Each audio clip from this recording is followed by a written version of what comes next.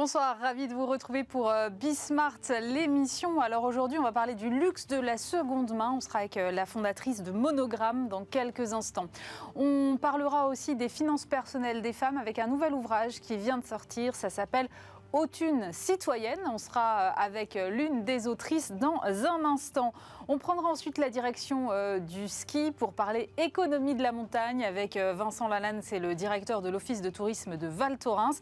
Et puis on terminera avec les courses du quotidien dans votre poche puisque Paul Lé, le cofondateur de La Belle Vie, sera avec nous. C'est Bismart l'émission, c'est parti.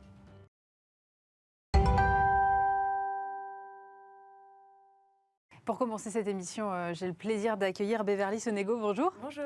Vous êtes la fondatrice de Monogramme. Alors Monogramme, c'est un site et une boutique pour des articles de mode de seconde main, mais avec un positionnement luxe. Alors peut-être qu'on peut revenir au début de l'histoire. Comment est né Monogramme en fait ? Alors Monogramme est né il y a une quinzaine d'années, ça ne s'appelait pas d'ailleurs Monogramme, ça s'appelait Bylux, il y a eu un rebranding il y a un peu plus de 2 ans. C'est basé sur un business model qui était plutôt retail à la base. J'étais une amoureuse de la brocante et donc j'adorais chiner. Je me suis mis à vider les placards d'un cercle familial et amical. Donc très progressivement, j'ai vendu ces produits via des brocantes et des vide dressing un peu à domicile. Et puis progressivement, j'ai un petit peu digitalisé la communication via Facebook. J'ai commencé à vendre sur Le Bon Coin ou eBay, des plateformes qui m'ont permis vraiment de comprendre ce que c'était que le trading, achat et vente. Et puis voilà, j'ai développé ce réseau, j'ai monté des showrooms et step by step, l'arrivée du digital, la création d'un premier site internet, d'un second, et aujourd'hui on est vraiment une plateforme, donc Figital avec des boutiques, un flagship à Paris qui vient d'ouvrir, on est aux Galeries Lafayette et puis on a bien sûr notre plateforme de vente qui permet d'acheter et de vendre en ligne. Comment est-ce qu'on se lance sur ce secteur ? Parce que la seconde main du luxe, forcément, la première chose qui vient à l'esprit quand on parle de ce secteur, c'est « oulala, attention, contrefaçon ». Bien sûr. Donc j'imagine que ce n'est pas simple d'aborder ce secteur en particulier, cette niche en particulier. Comment est-ce que vous avez abordé ce problème-là ? Alors le problème au début, je l'ai pris assez simplement, puisque comme je vidais les placards d'un réseau qui était familial, je savais où les gens avaient acheté leurs produits. Mais quand on étend un petit peu, c'est là où il faut se professionnaliser. Et donc en fait, c'est venu progressivement. J'ai d'abord, et à l'époque c'était assez accessible, rencontré des gens qui travaillaient dans les grandes maisons, qui ont été vraiment très à l'aise pour me donner des conseils, pour pouvoir authentifier des sacs à mes côtés. On pouvait même le faire en boutique à l'époque, ce qui n'est plus du tout le cas. Et progressivement, je me suis spécialisée. J'ai voyagé, j'ai été notamment à Hong Kong, j'ai travaillé et collaboré avec des acteurs de la contrefaçon qui ont pu me former, qui ont pu aiguiser mon œil sur le marché de la contrefaçon. Et puis après, j'ai travaillé avec des cabinets de vente aux enchères, des experts dans différents secteurs d'activité, en passant de l'art à l'horlogerie, la joaillerie et puis surtout la maroquinerie. Et puis plus les années passent, plus on travaille cette expertise-là. Et aujourd'hui, je suis, après 15 ans, expert. Mais évidemment, un certain nombre de personnes de mon équipe sont formées. Au début par mes soins et puis progressivement, j'essaye d'externaliser ça pour ne pas être jugée partie et puis surtout pour avoir de nouvelles techniques, de nouvelles compétences. Au sein de Monogramme, on a travaillé un outil et on est en train de le développer, un outil d'authentification. Il n'était pas digital au début, il est en train de le devenir pour pouvoir justement s'exporter et avoir des points de vente un petit peu partout avec un outil fiable qui est basé sur notre data et qui est basé aussi donc évidemment sur ce qui se passe et les informations qu'on peut collecter à travers le monde sur Internet. Je voudrais revenir sur quelque chose que vous venez de dire et qui m'a mis la puce à l'oreille. C'était accessible de travailler avec les maisons de vente qui étaient plutôt dans le dialogue avec vous et aujourd'hui vous me dites elles ne le sont plus du tout. Alors, quelle est l'explication ? C'était plutôt les vendeurs qui étaient très accessibles. En fait, il y avait pas tellement de sujets de contrefaçon et surtout il n'y avait pas de sujet de seconde main il y a 15 ans quand j'ai commencé. Donc il n'y avait pas cette notion potentielle de concurrence et d'un autre marché qui pouvait à un moment donné les intéresser. Donc à l'époque, totale transparence. En fait, moi d'abord, en plus je me positionnais pas vraiment réellement comme un partenaire ou un concurrent. J'étais plutôt une jeune femme qui achetait et vendait de la seconde main, donc j'allais un peu en tant que particulier. J'étais potentiellement en plus une cliente première main pour eux. Donc ils ne voyaient pas cette distinction et ils étaient vraiment très à l'aise avec ça. Aujourd'hui, ils ont renforcé leur politique, il n'y a pas d'expertise qui sont faites. En plus, vraiment leurs vendeurs ne sont pas formés à l'authentification des produits, ils ont besoin, et de plus en plus, puisque les faux sont très bien contrefaits, de faire passer une chaîne de contrôle, de refaire rapatrier le produit par la maison mère, par les ateliers, par les artisans qui contrôlent le produit. C'est beaucoup plus compliqué. Maintenant, ce qui est pas mal aussi, c'est qu'il y a des puces. Nous, on travaille aussi des certificats sur la blockchain. Il y a eu effectivement des puces qui ont été, sur certaines maisons comme Vuitton, insérées à l'intérieur des sacs. Donc, il y a beaucoup plus de possibilités. Nous, on est vraiment... c'est un sujet qui nous concerne et qui nous, évidemment, qui nous touche. Pourquoi aujourd'hui on a décidé d'être pas exclusivement sur Internet, mais d'avoir des points de vente physiques, justement, de toucher le produit. Ça nous coûte plus cher, évidemment. On a toute notre production en interne, mais pour des raisons de traçabilité et de contrefaçon et donc d'authenticité, il est indispensable pour nous d'avoir des checks sur l'authenticité, de toucher le produit, de le sentir, de le toucher, de le regarder, voilà, on va le shooter, on va l'authentifier. Donc ça, c'est des notions qui sont importantes et qui sont un gage de sérieux, de crédibilité et de confiance pour nos consommateurs. Donc si je comprends bien, votre modèle à vous, ce n'est pas juste de la mise en relation de personnes qui vendent avec des personnes qui achètent. Vous êtes le tiers de confiance au milieu de tout ça, c'est ça? C'est exactement ça, à l'inverse d'un Vestiaire Collectif qui est donc une plateforme C2C qui met en relation deux clients. Nous faisons du C2B2C, c'est-à-dire que nous récupérons un client chez un particulier, que nous retravaillons, que ça soit le bichonnage pour le remettre en état, donc l'expertise avec l'authentification, et puis la prise de photos, la prise de vue, la mise en ligne du produit et ensuite l'animation sur nos réseaux sociaux et sur notre site internet. Et ensuite, c'est à ce moment-là qu'il est revendu à un particulier. Donc c'est vraiment, effectivement, on est le tiers au milieu de tout ça. Et je vous le dis, pour nous, c'est une force parce qu'il n'y a pas beaucoup d'acteurs en France, ni en Europe, ni à l'étranger, qui récupèrent ce produit et qui le traitent avec autant de conscience et vraiment qui a aussi un marketing de l'offre et une digitalisation de ce produit. C'est assez rare. Vous avez fait le choix d'être à l'international tout de suite. Pourquoi ? Ça s'est fait assez rapidement. En fait, comme j'ai démarré quasiment avec Facebook tout au début, la communauté Facebook, elle s'étend rapidement et la communauté grossit avec des gens qui ne sont pas forcément, même s'ils sont amis de vos amis, ils ne sont pas forcément dans votre localité. C'est vrai. Et donc, du coup, très, très vite, même quand j'étais toute seule à gérer mon entreprise, qui était une toute petite auto-entreprise à l'époque, j'avais déjà des clients qui venaient de Casablanca, de Dubaï, de Tel Aviv, de Londres, d'Espagne. Donc, ces clients avaient accès à leur fil d'actualité et un ami avait liké. Et du coup, ils ont rejoint cette communauté. Et donc, très facilement, j'ai eu des gens qui, quand ils venaient à Paris, venaient me rendre visite dans mes showrooms, pouvaient acheter via les réseaux sociaux. Et progressivement aussi, quand ils venaient à Paris, ils pouvaient me déposer des produits. Donc, l'international s'est offert à moi assez rapidement. Aujourd'hui, c'est d'autres sujets, c'est d'autres problématiques, des problématiques de flux produits, de flux financiers, de douane, de taxes. Oui, j'imagine que ça doit être... C'est d'autres sujets. Donc, l'international, pour le coup, on y est un peu parce qu'on a une plateforme qui achète et qui vend en ligne. Mais pour pouvoir réellement se développer à l'international, ça va être plutôt 2023-2024 avec des marchés assez matures qu'on a identifiés, mais sur lesquels on va progresser un petit peu plus posément et peut-être s'adosser à d'autres partenaires pour pouvoir accéder à ces marchés-là. Quel type de marché? Alors, vous piquez ma curiosité.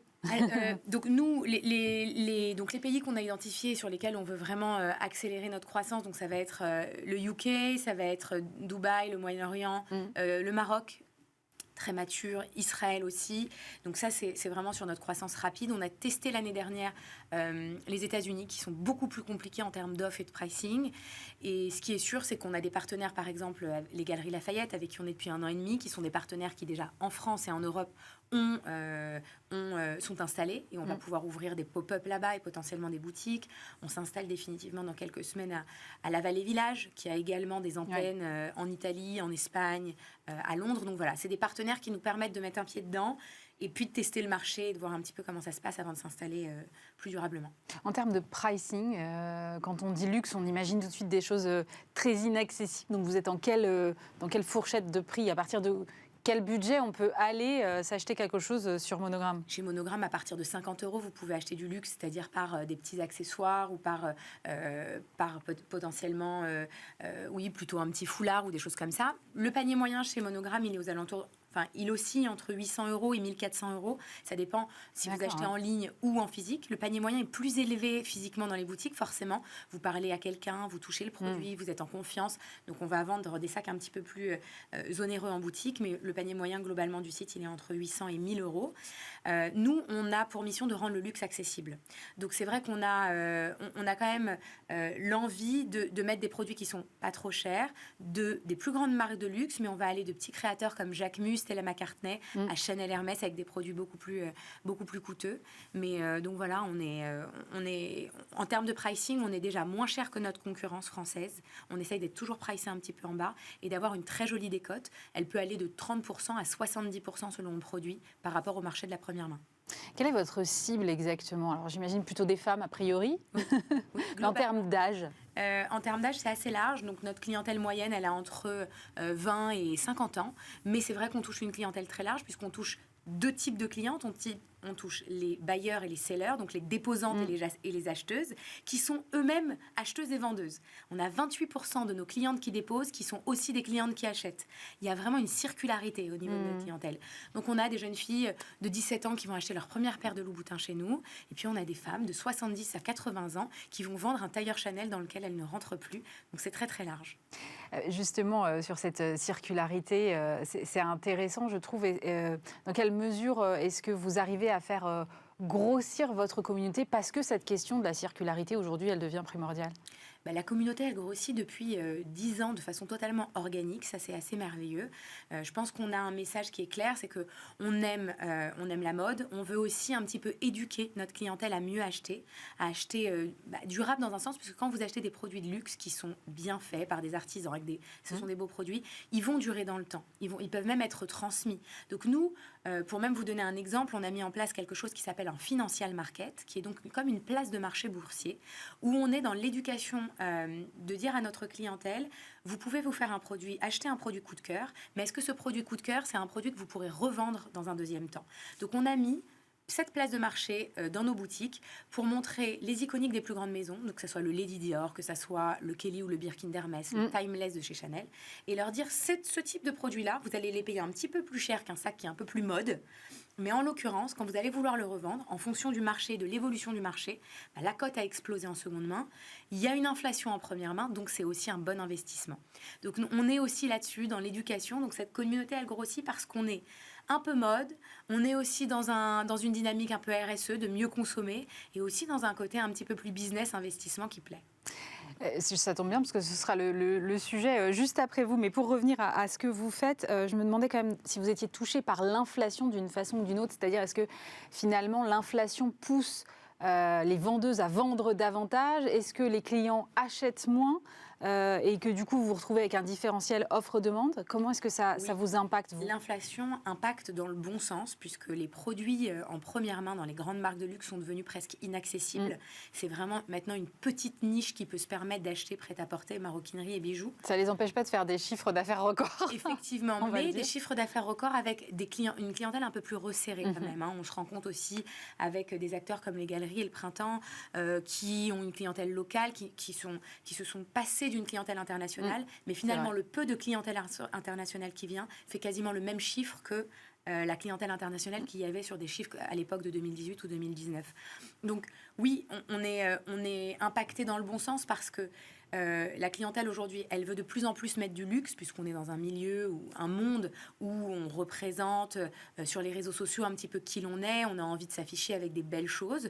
Donc ça, c'est une bonne chose. Maintenant, ce qui est sûr, c'est que le panier moyen chez Chanel, chez Hermès ou chez Vuitton est tellement élevé que les gens, systématiquement maintenant, se mettent à regarder, à benchmarker ce qui se passe en ligne. Et donc, les plateformes de seconde main ont une vraie place, ont un vrai rôle à prendre là-dessus. Ça ne vous a pas empêché, en tout cas, cette inflation, de faire une très belle année 2022. Vous êtes à plus de 9 millions d'euros de chiffre d'affaires. Vous étiez à 6,5 millions en 2021. Vous employez, je crois, 40 personnes actuellement. Vous avez débuté pourtant en 2007 en auto-entrepreneur. Quel serait le conseil que vous donneriez à des jeunes qui ont envie de se lancer dans l'entrepreneuriat ? C'est une super question parce que je pense que j'ai vraiment une âme de femme entrepreneur, mais surtout aussi de conseil. Je ne sais pas ce que la vie me réserve, mais j'aimerais bien, à un moment donné, quand je dégagerai un peu plus de temps, faire de la stratégie, du conseil dans le digital, dans les startups, pour pouvoir conseiller des jeunes entrepreneurs. Écoutez, c'est un peu bateau ce que je vais vous dire, mais moi, je suis une vraie passionnée, donc je n'ai pas compté mes heures. J'ai eu cette chance de pouvoir le faire sans anticiper. J'avais pas de projection en tête. Aujourd'hui, tout ce qui est KPI, analyse, stratégie, vision, c'est des choses que je côtoie depuis 1 an, 2 ans. Mais c'est vrai que quand je me suis lancée, je l'ai fait vraiment comme une passionnée. J'avais un sens du commerce. J'avais pas encore le sens du digital, à part dans la communication. Mais cet esprit de vente en ligne, ça me caractérisait pas. Si j'avais dû faire, j'aurais fait plus tôt, parce que je pense que des acteurs comme Vestiaire Collectif, Vinted et d'autres ont pris de l'avance à un moment donné et ont digitalisé bien plus tôt que moi, et c'est dommage. Mais voilà, le conseil que je pourrais donner, c'est de faire ce qu'on aime par passion. C'est surtout de bien communiquer et d'avoir comme enjeu aussi de fidéliser une communauté, de fédérer une communauté, parce que ça joue énormément. Quel est justement sur la fidélisation de la communauté, le rôle des réseaux sociaux? Vous avez parlé de Facebook, mais j'imagine qu'aujourd'hui, vous en utilisez d'autres? Il est colossal, en tout cas chez Monogramme. On a été un peu, pendant des années, ce qu'on pourrait dire Insta-dépendant. C'est-à-dire qu'on a un taux de transformation entre nos réseaux sociaux et notre site internet qui est extraordinaire. On a un taux d'écoulement qui est quasiment de 72 heures entre un produit qui rentre chez nous et qui est vendu. Donc c'est vraiment, 72 heures? Oui, nos nouveautés sont vendues en moyenne à 72 heures. Ouais. Donc vraiment, c'est assez incroyable. Et surtout, le taux de transfo entre une story sur Instagram et une vente en ligne est souvent immédiat. Donc ça, c'est assez incroyable. Maintenant, on essaye de travailler moins dépendant de ces réseaux sociaux-là. On en ouvre d'autres. Donc on est en train de développer Pinterest, TikTok et d'autres, parce qu'effectivement, cette Gen Z, elle est importante pour nous. C'est des gens qui sont dans la fleur de l'âge, qui sont en train d'être embauchés, qui n'ont pas encore des gros paniers moyens et des gros pouvoirs d'achat, mais qui vont s'y mettre, qui aiment le luxe en plus. Donc voilà, les réseaux sociaux ont une place très stratégique pour nous. Et nous, pour fidéliser cette audience, c'est de créer du contenu, toujours plus de contenu qualitatif, et d'être presque un média. Donc on crée des webzines, on innove, on fait un contenu qui est aussi qualitatif que certaines maisons de luxe, mais beaucoup plus démocratisé, beaucoup plus décomplexé dans la perception. Quelle serait la chose la plus difficile que vous ayez eu à vivre en tant qu'entrepreneur? Un contrôle fiscal. D'accord. C'était assez.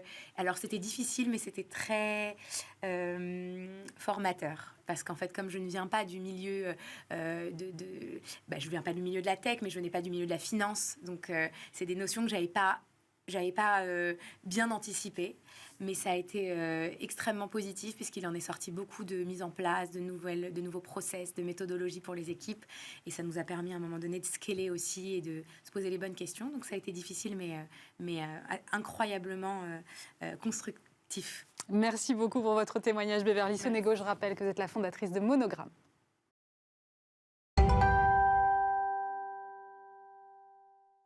Et on va parler maintenant d'un sujet qu'on aime beaucoup sur Bismart, qui est l'éducation financière des femmes. On en parle aujourd'hui avec Héloïse Boll. Bonjour. Bonjour. Alors Héloïse, vous êtes ancienne journaliste de presse économique et patrimoniale. Vous êtes la fondatrice d'Oseille et Compagnie, société spécialisée dans le conseil en patrimoine et les ateliers d'éducation financière. Et puis vous avez aussi une newsletter qui s'appelle Prends l'Oseille, et vous publiez ce livre qui s'appelle donc Haute Une citoyenne. C'est aux éditions Alizio. Alors, ça fait beaucoup pour une seule femme. Bravo pour tout ça.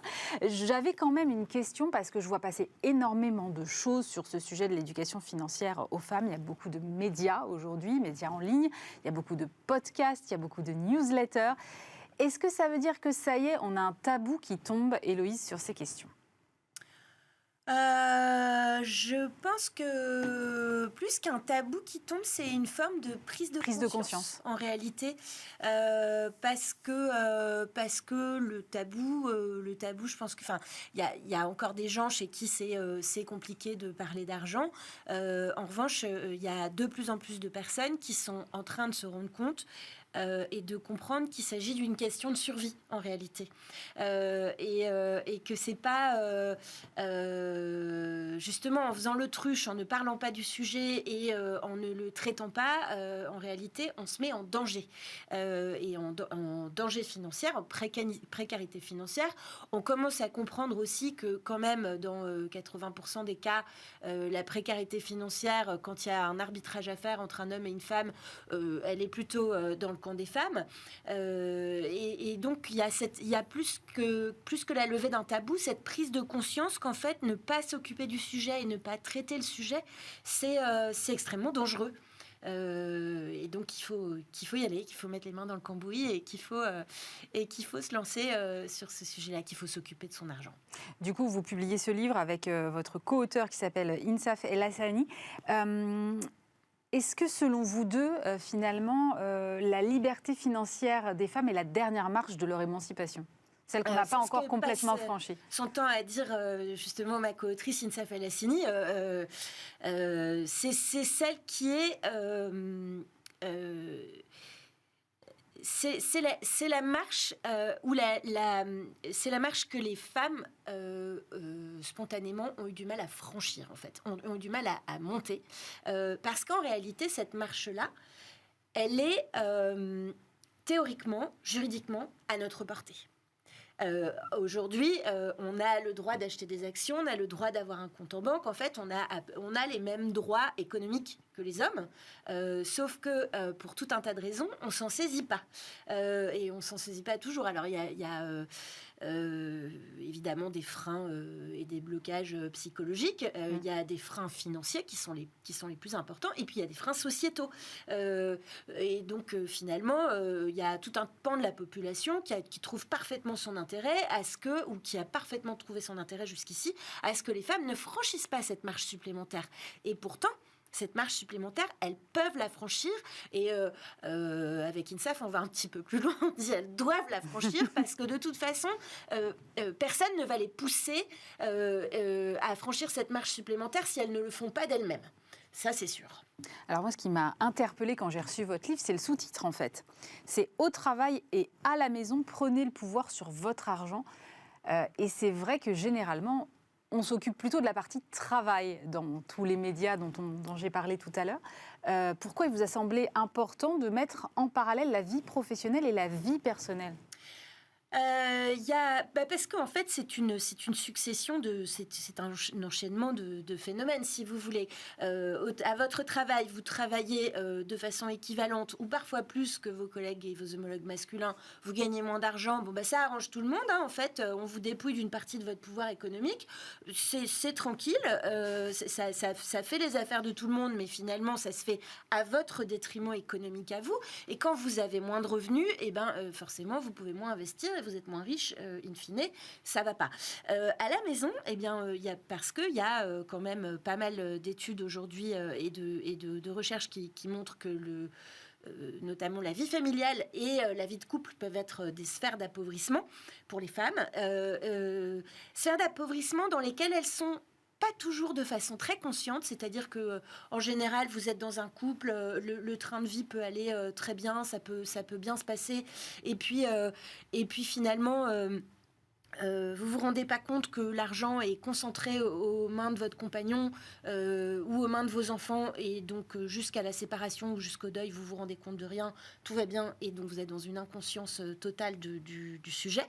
Et puis par ailleurs, parce qu'il y a un autre sujet, il y a la répartition de l'argent au sein du couple qui est pas toujours perçues, et donc des zones de danger en fait qui sont pas signalées d'un panneau attention danger, zone rouge, etc. C'est des choses dans lesquelles vous avancez sans filet et sans casque et sans chaussures de sécurité, parce que mais vous sans savez conscience pas surtout, que vous êtes en danger.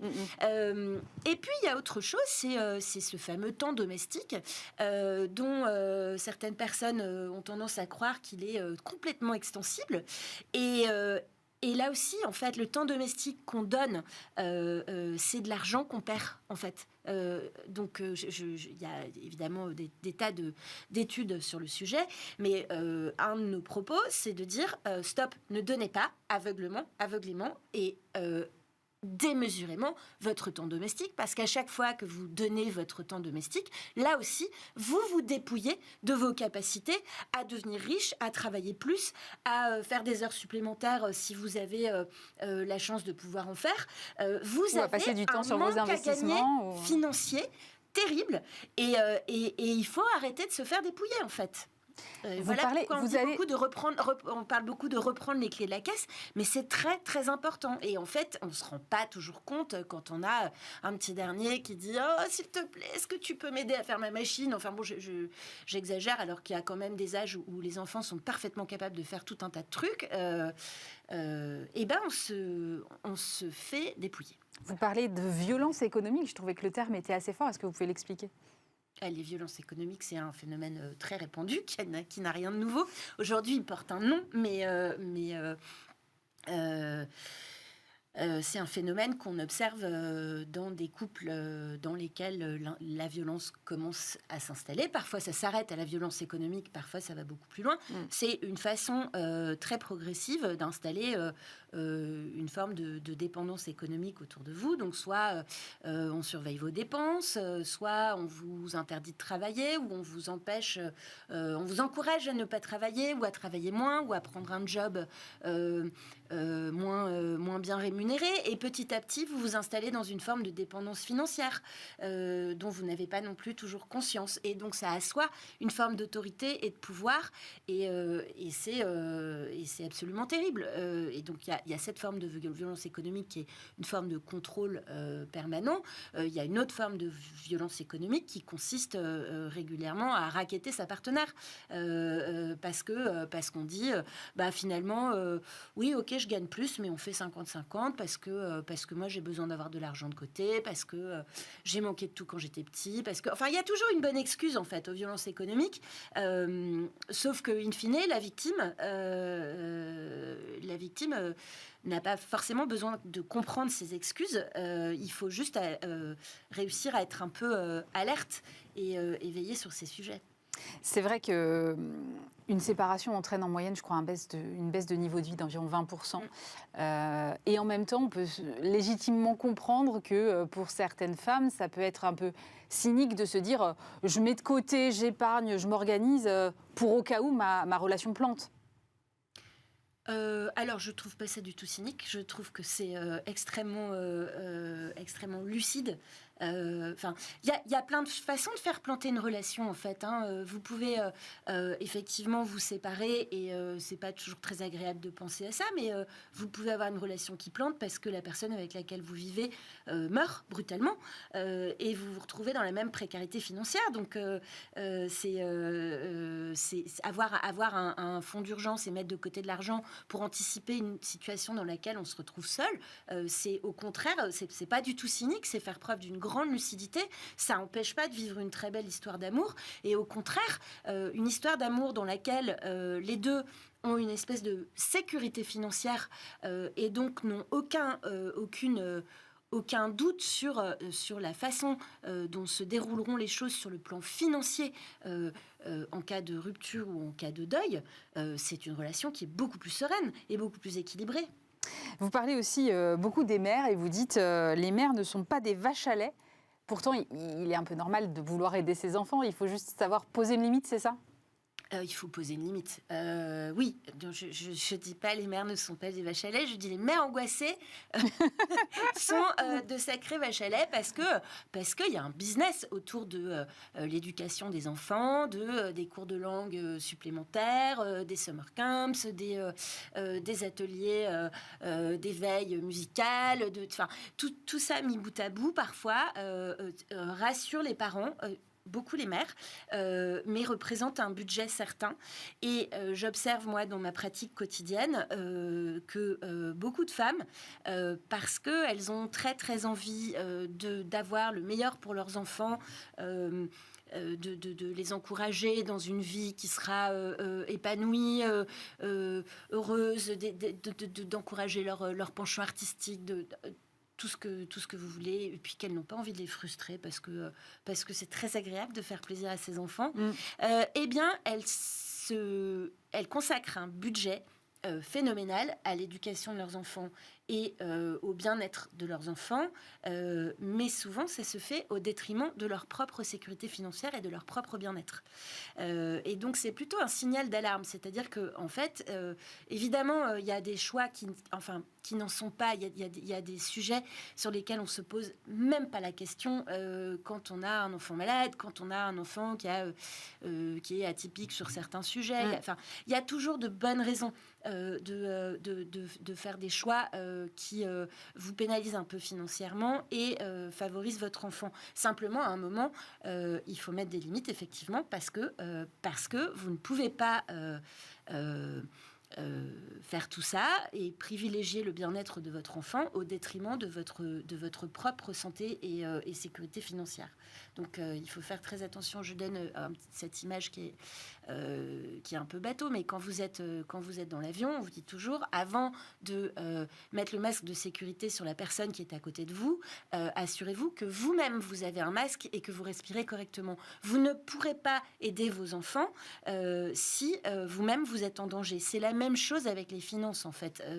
Un enfant a certes besoin d'être éduqué, d'avoir tous les soins dont il a besoin et tous les cadeaux dont il a envie parce que ça lui fait plaisir, mais à un moment, il a aussi besoin de savoir que ses parents, et notamment sa mère, a pas de difficultés financières et n'est pas forcément en danger financier. C'est très important, ça aussi, pour les enfants. Une fois qu'on a fait tous ces constats, il y a quand même dans ce livre beaucoup de conseils, d'exercices pratiques. Je trouvais qu'il y avait aussi pas mal d'humour. Comment est-ce que vous résumeriez cet ouvrage ? J'aime assez quand même l'idée qu'on a trouvée à la fin, mais c'est prenons les clés de la caisse et gardons-les. Voilà, c'est une caisse, c'est assez imagé parce qu'on a l'image de la commerçante qui tient sa boutique et qui sait exactement combien elle a dans sa caisse. Mais en réalité, quand on fait ses comptes, quand on sait à peu près combien on a sur ses comptes, quand on investit, quand on sait investir parce qu'on n'a pas peur et parce qu'on a suffisamment d'argent pour investir aussi. On dit que les femmes investissent moins, mais c'est aussi parce qu'elles gagnent moins d'argent et qu'elles peuvent mettre moins d'argent en risque. Quand on sait faire tout ça et quand on comprend ce qui se passe dans sa propre situation financière et quand on a la main dessus, on a une forme aussi de sécurité psychologique qui est beaucoup plus agréable que quand on est en permanence en train de se demander si ça va pas, qu'on n'ose pas regarder son compte, qu'on n'ose pas investir, que c'est pas du tout la même démarche. Merci beaucoup Héloïse Boll. Je rappelle que vous publiez donc Autune citoyenne et que c'est aux éditions Alizio.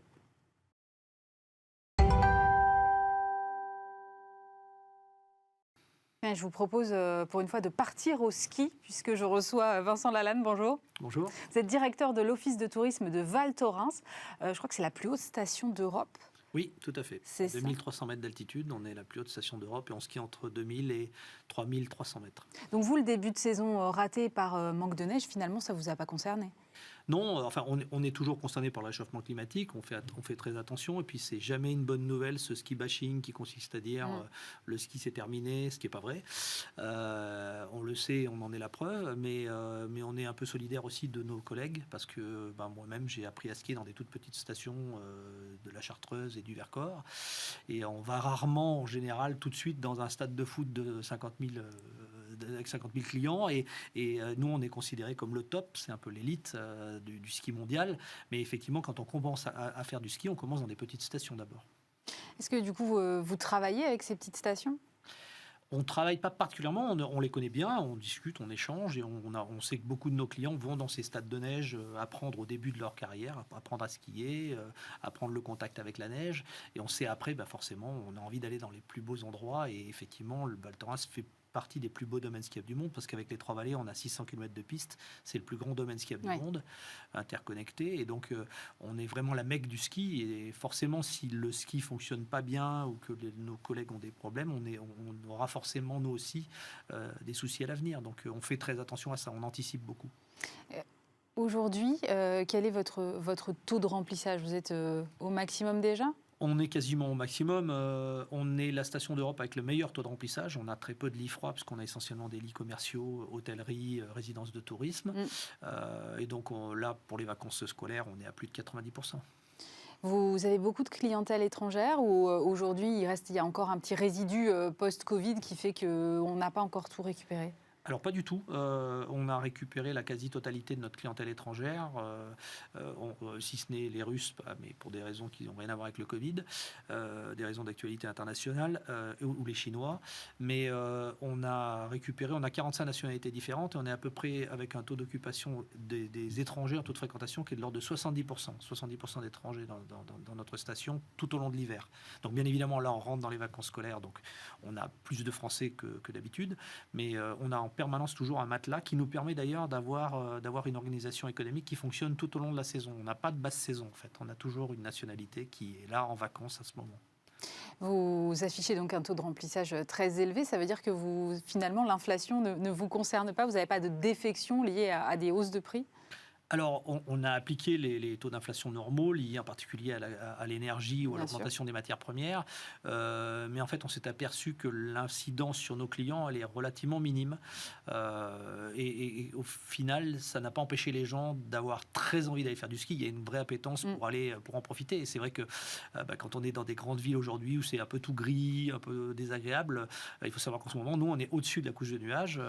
Il faut parler pour nous ici à Paris, c'est ça. Bleu, voilà, par rapport à Paris, nous on est dans le ciel bleu magnifique, il n'y a pas un seul nuage et la neige est magnifique.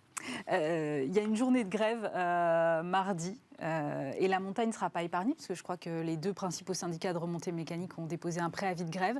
Comment est-ce que vous appréhendez cette journée? Est-ce que vous avez déjà des indications sur la façon dont vous allez pouvoir fonctionner? Non, on n'a pas d'inquiétude outre mesure parce que le dialogue salarial, le dialogue existe déjà beaucoup, le dialogue social existe déjà beaucoup entre les directions de remontée mécanique et les différents syndicats.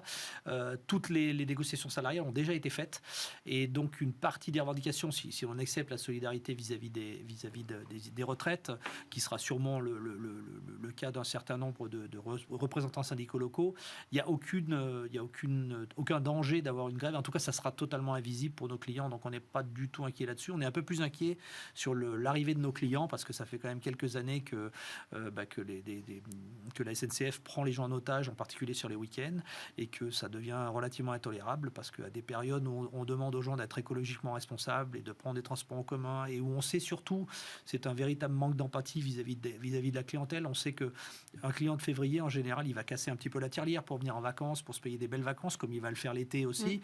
Et c'est vrai que prendre ces gens-là en otage qui ont choisi un moment un peu privilégié pour aller en vacances, c'est assez intolérable.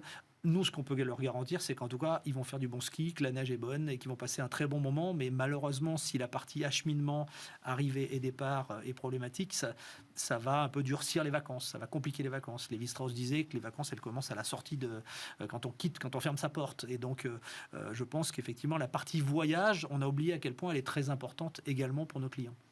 Vous avez évoqué tout à l'heure le ski bashing et puis là vous parlez de déplacements on va dire qui respectent l'environnement. C'est vrai que le ski est un sport en contact avec la nature, en milieu naturel donc, et pourtant il a cette mauvaise image en matière d'empreinte écologique. Comment est-ce que vous travaillez sur ces questions à Val Thorens ? En fait, c'est quand tout va bien économiquement qu'on doit faire très attention à ce qui se passe. On est très attentif à la communication et à tout ce qui se passe autour. C'est un petit peu un faux procès qui est fait. On vit dans des milieux naturels, on vit dans des parcs naturels. On est assez respectueux de l'environnement au maximum que l'on peut le faire. On a bien évidemment une incidence, mais l'incidence est essentielle, en particulier en tout cas empreinte carbone. On sait bien maintenant, elle se fait essentiellement sur les transports pour venir chez nous. Mais dans une station, en fait, l'empreinte locale, elle est très faible sur un environnement. La surface des Trois-Vallées, elle est gigantesque et en fait l'incidence des remontées mécaniques et des skieurs, elle n'est pas très importante par rapport à la totalité skiable et à l'environnement de manière globale. On fait quand même par contre très attention à l'avenir, mais on a toujours fait très attention quand on nous parle aujourd'hui d'économie d'énergie. Bien évidemment, en montagne, on a toujours fait attention à l'énergie parce que l'énergie c'est une part très importante de nos dépenses puisqu'il faut se chauffer, il faut être bien logé. Mais justement, quand on est bien logé, quand vous vous êtes dans un chalet ou des appartements, on fait très attention à ce que ce soit bien isolé et à ce qu'il n'y ait pas de dépenses énergétiques superflues. Donc on a toujours été assez vertueux là-dedans et on continue à l'être et on continuera à l'être maintenant, surtout avec l'augmentation de l'énergie. Justement, vous parlez d'être bien logé. Il y avait cette semaine un article dans les Échos de Yann Duvert qui alertait sur le nombre de passoires thermiques assez conséquent dans les stations. Vous dites finalement à Val Thorens, vous n'êtes pas concerné ou vous travaillez quand même avec une partie des propriétaires sur ces questions-là? Alors, on travaille avec les propriétaires, bien évidemment. On a une SEM qui s'appelle la SEM Rénov, qui vise à aider les propriétaires à effectuer toutes les démarches à la fois administratives et environnementales pour rénover leurs biens et les remettre en location derrière. Donc, c'est quelque chose qui date, ça a déjà un certain âge, hein, ça fait depuis déjà 2018 qu'on travaille sur ce sujet-là. On est dans les stations les plus récentes, hein. On a fêté nos 50 ans cette année et effectivement, on a un peu moins de bâtiments qui soient des passoires thermiques que l'on peut retrouver peut-être dans d'autres stations, mais comme on a une station qui a été construite dans les années 70, on a bien évidemment un certain nombre de bâtiments, mais qui sont rénovés régulièrement. Il y a un vrai réalisme économique, les biens sont bien loués derrière, donc les gens ont les moyens de rénover, et ça fonctionne assez bien, mais il faut quand même bien évidemment faire toujours attention. Mais encore une fois, la plus grosse vertu qu'on peut avoir, c'est de ne pas dépenser n'importe comment, et de faire attention à nos consommations. Donc on y fait attention au quotidien, bien évidemment. Vous avez engagé à Val Thorens des gros chantiers de transformation assez récemment. Aujourd'hui, quel est le bilan que vous en tirez ? On a inauguré cette année un tout nouveau centre sportif qui vise justement à la diversification de l'activité en dehors du ski, de proposer des tas de choses. C'est un véritable succès, hein. C'est un centre qui nous aidera probablement à faire une meilleure saison d'été, à devenir un centre d'oxygénation en altitude. Il a bien fonctionné cet hiver. Il est très demandé à la fois par des entreprises, par des sociétés, par des groupes sportifs qui veulent s'entraîner à l'intérieur. On a un nouvel auditorium qui fait aussi que des entreprises peuvent y faire des séminaires. On a un centre aqualudique. Il est bien évidemment beaucoup mieux isolé que n'était l'ancien centre, donc il est beaucoup plus vertueux, on va dire, en termes écologiques. Le bilan aujourd'hui, il est très positif. Par contre, on se pose bien évidemment toujours les questions d'avenir. Qu'est-ce qu'on va faire ? Comment est-ce qu'on va voir le futur de Val Thorens ? Et en permanence, une grande force à Val Thorens, c'est qu'on a un slogan qui s'appelle Live United, qui est vraiment pas un mauvais slogan, puisque c'est un slogan qui vise à rassembler tout le monde. Donc à chaque fois qu'on part sur des projets, toutes les entités de la station, services des pistes, services techniques, communes, remontées mécaniques, office du tourisme, socio-professionnels, se mettent autour de la table et on réfléchit en permanence à notre futur. Donc on essaye d'anticiper, d'avoir souvent un coup d'avance pour vraiment réfléchir à notre avenir. Vous avez mentionné les entreprises, c'est-à-dire que le tourisme d'affaires aujourd'hui, c'est un levier pour vous ? Ça ne l'était pas jusqu'à présent à Val Thorens. On va dire on n'avait pas besoin de cette partie-là en termes touristiques. Et on avait beaucoup de demandes, mais on n'avait pas d'offres. Donc maintenant on a une offre de services avec des salles, avec des tas d'équipements. Et je pense que ça va faire partie à l'avenir d'un nouveau développement qui nous permettra, dans ce qu'on appelle les ailes de saison, avant été, avant l'hiver, après l'été, après l'hiver, d'étendre notre activité économique et donc de lisser le risque en termes touristiques. Je suis allée regarder un peu les articles de presse à l'époque de votre domination en 2019. Et du coup, j'ai vu que quand vous avez été nommé, vous vouliez travailler sur l'embellissement de la station, l'accueil et l'extension de l'activité économique de l'été, tout en imaginant la station des 10 à 30 prochaines années. Alors aujourd'hui, on en est où sur ces points ? Alors, c'est ce sur quoi on travaille. On a beaucoup amélioré l'embellissement de la station avec l'aide de la commune des Bellevilles, qui est notre commune support. La station, elle est de plus en plus propre, de mieux en mieux déneigée, de mieux en mieux préparée. On travaille en totale sécurité parce qu'on a une station dont l'ADN est d'être à la fois sportif et festif. Donc, on a beaucoup de gens qui sortent le soir, qui font la fête, beaucoup de jeunes. Et on fait très attention à ne pas laisser personne dans la rue, à faire attention que les gens rentrent bien chez eux, de veiller à ce que la sécurité soit assurée. Ça fait partie des premières demandes de nos clients, la sécurité. Et puis, bien évidemment, on travaille justement avec... Donc, on a fait ce centre sportif. On continue à imaginer d'autres développements sur l'été. Encore une fois, on est à 2300 mètres d'altitude. On est très haut en altitude. Donc, l'été, on ne va pas avoir la prétention d'être comme la moyenne montagne et d'avoir les petits oiseaux. Voilà. On est très proche des glaciers, donc on va plutôt travailler sur une conception d'une station qui sera un lieu d'oxygénation en altitude. Il y a très peu d'endroits dans le monde où on peut s'entraîner, en particulier pour des équipes qui voudraient se refaire un peu de globules et d'oxygénation. Donc on va travailler sur ça. Ça prendra un certain nombre d'années, hein. Ça va pas se faire en 2-3 mois, mais c'est un travail de longue haleine. Et puis il y a des développements de Val Thorens qui vont continuer en termes de développement à la fois immobilier, de structure, d'accueil et d'animation. Merci beaucoup Vincent Lalanne. Je rappelle que c'est le directeur de l'Office de tourisme de Val Thorens. Bon retour à vous.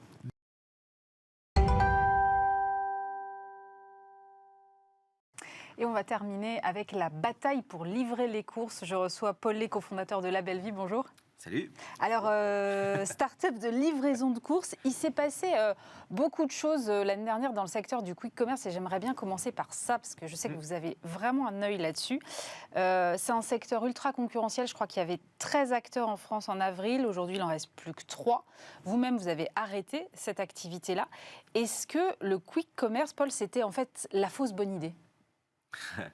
C'est une très bonne idée d'un point de vue consommateur parce qu'il y a un vrai besoin, il y a des croissances, les gens ont aimé se faire livrer leur complément de course, un bout de leur course rapidement. C'est toujours pratique. D'un point de vue consommateur, je pense que c'est un besoin qui avait besoin d'être comblé, qui existera encore. Maintenant, il y a quand même une échelle économique à avoir.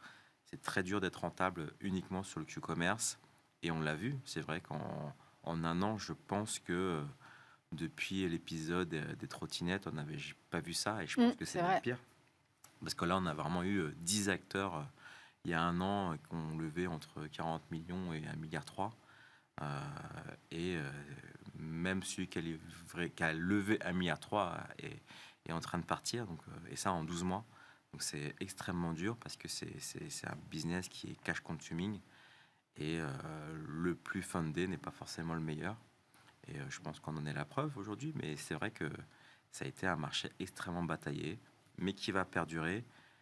Mais est-ce que ça va valoir des milliards ? Ça, c'est une autre question. Vous-même, vous avez décidé donc de vous recentrer sur votre cœur de métier, à savoir la livraison de courses. Mais comment est-ce que vous arrivez à faire la différence aujourd'hui ? Alors moi, j'en ai une petite idée parce que je vous connais un peu, mais par rapport aux grands distributeurs qui sont aussi sur ce créneau-là. Ils sont aussi sur ce créneau-là, mais pas de la même manière. Aujourd'hui, on est probablement le seul acteur avec autant de références qui livre aussi vite. C'est-à-dire que La Belle Vie, on livre entre 1h et 5h sur Paris et en Île-de-France. Et un choix de 30 000 produits. Et quand je dis choix, aujourd'hui, on est le seul acteur avec autant de choix. 30 000 produits, à titre comparatif, c'est 3 fois un drive. Voilà. En France, le e-commerce est dominé par les drives. C'est vrai. Et un drive, c'est 10 000 produits, où nous, on a plutôt 30 000 produits. Évidemment, beaucoup de produits élémentaires, des produits frais, des fruits et légumes. Mais on va de plus en plus vers des produits lifestyle, des produits du quotidien dont on a besoin. On peut trouver des machines à café, des grille-pains maintenant sur La Belle Vie. Ce n'était pas le cas il y a un an. Mais aujourd'hui, La Belle Vie, c'est un grand choix, livré same day. Mais c'est aussi une tendance e-commerce. C'est-à-dire que quand on offre un même produit en livraison 24-48 heures et l'autre en 1 heure au même prix, enfin, le client, il va toujours prendre la rapidité. Et le e-commerce va vers de la rapidité. Et on l'a vu avec nous, on l'a vu avec le e-commerce, mais même Amazon, même les grands s'y mettent. Et c'est la nouvelle tendance du e-commerce, c'est-à-dire la rapidité. Mais pour faire ça, il faut des logiciels, un asset logistique, un savoir-faire. Je suis allée voir, puisqu'on parle des distributeurs, je suis allée voir sur votre application et j'ai vu que vous étiez vous-même allié avec Système U. Oui, et c'est le bon mot allié parce qu'on n'a pas d'échange d'actions. Aujourd'hui, à La Belle Vie, c'est vraiment le seul acteur indépendant du marché. On est plutôt en bonne position parce que sur Paris, on est quand même dans le top 3. La livraison à domicile alimentaire pour une start-up qui sort de nulle part et n'ayant pas un background dans le retail, ça commence à être sympa à regarder. Mais on a un vrai partenariat avec Système U avec qui on travaille sur la centrale d'achat, mais aussi sur leur marque distributeur. Donc, ils permettent à leurs clients d'avoir des produits Système U via La Belle Vie. On disait c'est un secteur ultra concurrentiel. Comment on gère cette ultra concurrence quand on est chef d'entreprise et qu'on est un peu le petit pousset du lot? C'est vrai qu'on est le petit poussé, c'est-à-dire qu'on a levé 25 millions d'euros en juin 2021. 3 mois après, toutes les semaines, il y avait des levées à 100 millions, 1 milliard, 700 millions. Et qu'est-ce que vous vous dites à ce moment-là? Vous dites, j'ai pas été assez loin? Non, déjà, on se dit, on n'est pas allé assez loin. On a été un peu gentil avec les fonds d'investissement, mais bon, ouais, on refait pas l'histoire. Mais ce qu'on se dit, c'est qu'il faut faire confiance à nos acquis. C'est-à-dire que nous, ça fait 7 ans qu'on fait ce métier-là. On a fait du Q-commerce à l'époque. On a commencé il y a 7 ans dans un petit 100 mètres carrés à livrer entre 30 minutes et 1 heure. On a vu que ça ne fonctionnait pas, ou en tout cas, économiquement, ça ne fonctionnait pas. Des Allemands, des Anglais qui venaient attaquer notre marché, on s'est tout de suite dit, c'est pas que de la livraison, c'est aussi un rapport charnel avec la nourriture. Donc ça, ils ne le connaissent pas. Un Américain que je citerai pas et qui est numéro 1 aux États-Unis et qui livre que de l'alcool et des chips, il arrive en France, il a découvert que les Français mangeaient des fruits et légumes, et qu'il fallait livrer des fruits et légumes, et que les fruits et légumes, ça se traitait quand même différemment. Donc quand ils apprennent ça, bon, on se dit, on a encore un peu d'avance. Et évidemment, quand ces startups-là ont beaucoup dépensé pour croître très vite, ça fait des grosses chutes de cash. Et à un moment donné, les marchés financiers ont quand même fermé les robinets. Et ils se sont dit, vaut mieux qu'on se recentre sur nos marchés. Et ils sont partis de la France. Donc, encore une fois, ils étaient 10 et aujourd'hui, ils sont plus que 2 ou 3. Et on est aujourd'hui en très bonne position de leader. Voilà. C'est aussi et surtout une histoire tech derrière, parce qu'il faut gérer, quand on a 30 000 références, j'imagine, il faut gérer les stocks, il faut gérer les flux, il faut gérer la logistique. Comment vous organisez tout ça? C'est ça, on a développé depuis 7 ans tout notre ERP. C'est-à-dire, on a commencé il y a 7 ans avec mon associé, on a regardé ce qui existait sur le marché en termes de logiciels logistiques, et il n'y a rien qui n'existait, puisque la livraison du dernier kilomètre et Sunday, finalement, on est les pionniers, et en fait, on est les plus gros experts aujourd'hui, puisque ça fait 7 ans qu'on le fait, et avant, ça n'existait pas. Ouais. Donc, c'est bizarre de le dire, mais des experts logistiques. On a développé cet ERP-là, et cet ERP, on travaille avec nos techs. Tous les jours, c'est mis à jour. Dans notre entrepôt, dans nos opérations, n'importe quelle personne a son mot à dire sur la tech. Donc, on a une organisation extrêmement agile, où tous les problèmes du terrain sont remontés à la tech, et on essaye de les corriger via des améliorations ergonomiques, ou en développant des nouveaux algorithmes, ce genre de choses. Donc, il y a 7 ans de travail, et aujourd'hui, c'est un outil qui est extrêmement puissant, et on est les seuls à l'avoir, puisqu'on est les seuls à avoir développé de manière aussi proche du terrain. C'est combien de clients aujourd'hui, La Belle Vie? Alors moi, j'appelle les clients, je ne suis pas un tricheur, voilà, je ne vais pas dire que j'ai 350 000 clients en base, ce qui est vrai. Mes clients, c'est vraiment les personnes comme vous qui commandez très régulièrement. Ouais. Donc des clients comme ça, c'est-à-dire qui commandent quasiment 3 fois par mois, voilà, j'en ai 20-25 000. Voilà. Et quel profil c'est alors? C'est comme moi, des mères de famille qui n'ont pas le temps d'aller faire les courses. Déjà, il y a 2 personas. Donc, il y a comme vous, évidemment, mères de famille où les parents travaillent et n'ont pas envie de passer 2 ou 3 heures un week-end pour faire les courses. On a autre chose à faire. On préfère passer du temps avec ses enfants, aller à l'école de musique, aller à la piscine, aller dans un parc d'attractions. 3 heures dans un week-end, c'est quand même assez conséquent et on est quand même en 2023 et des services comme nous qui existent. Le deuxième persona, ça va être le jeune cadre qui fait attention à ce qu'il mange. Il habite à Paris ou en tout cas pas très loin et pour lui, c'est complètement has-been parce qu'il est de la génération Deliveroo et Uber de se faire d'aller pousser un caddie puisque il a des applications qui livrent autant de produits au même prix et aussi rapidement que se faire livrer un plat ou un sandwich comme aujourd'hui. Et du coup, cette cible-là, aujourd'hui, elle est amenée à croître encore, puisque c'est des générations assez jeunes qui prennent le pli, et donc vous pensez que le levier, il est là? Ah, bien sûr, c'est les jeunes actifs, ils quittent le foyer, et puis ils s'installent tout seuls dans leur appartement, et puis ils cuisinent de moins en moins, parce qu'il y a des applications, il y a aussi une offre alimentaire dans la rue qui est de plus en plus conséquente. C'est une génération qui est complètement digitalisée, c'est-à-dire ils communiquent via les messageries, ils se rencontrent via les messageries, ils font tout via des applications mobiles. Donc ils mangent pendant 5-6 ans quand ils sont célibataires avec des applications de livraison de food. Et derrière, quand ils commencent à se mettre en couple, à avoir des enfants, aller dans un supermarché, ça peut les choquer, quoi. C'est pas leur culture, on va dire. Pas trop leur C'est culture, ça. ils ont oublié ça. Et quand ils trouvent une solution qui leur permet de rester à la maison et se faire livrer les courses et avoir un choix énorme pour leur enfant, voilà, ils préfèrent rester et s'occuper de leur enfant, travailler, se cultiver, peu importe. En tout cas, nous, on est vraiment une application qui, on aime bien se dire accompagnateur de vie, c'est-à-dire on est à vos côtés, on vous offre entre 2 et 3 heures de liberté en plus dans la semaine, et nous, on aime bien se voir comme ça. Voilà.